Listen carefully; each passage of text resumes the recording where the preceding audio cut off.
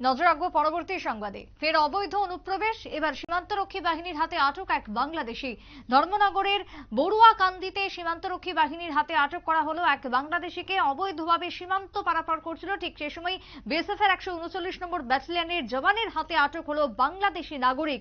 Police এবং BSF সূত্রের খবর, বাংলাদেশের সিলেট জেলা থেকে 2018 সালে ট্যুরিস্ট ভিসায় দুবাই হয়ে ফ্রান্সে গিয়েছিলেন আজিম উদ্দিন নামের ওই বাংলাদেশি নাগরিক। দীর্ঘদিন সেখানে থাকতেন, তার ভিসার মেয়াদ শেষ হয়ে যায়। গতকাল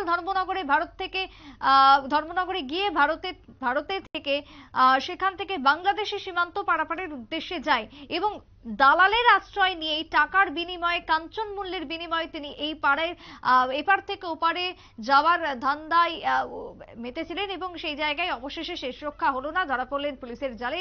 সীমান্তরক্ষী বাহিনীর হাতে গ্রেপ্তার হলো বাংলাদেশি নাগরিক। অবৈধভাবে পারাপার হওয়ার চেষ্টাতেই আটক করা হয়েছে ওই বাংলাদেশি নাগরিককে। কি বক্তব্য উঠে আসছে ধর্মনগর থেকে, শুনুন। বিএসএফ কালকে রাত্রে তাদের ডিউটি করার সময় বর্ডারে যে দুজনকে আটক করে, এর মধ্যে একজন ছিল বাংলাদেশি নাগরিক। সে বাংলাদেশ থেকে ফ্রান্সে গিয়েছিল কাজ করার জন্য। ওইখানে ফ্রান্সের নাগরিকত্ব নিয়ে ফ্রান্স থেকে পাসপোর্ট করে ইন্ডিয়াতে এসেছিল।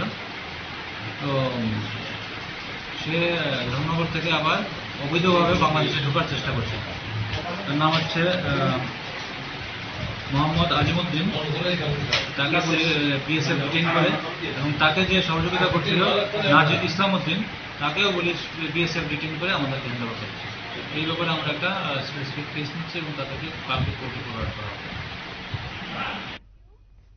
পুলিশের বক্তব্য আপনারা শুনলেন।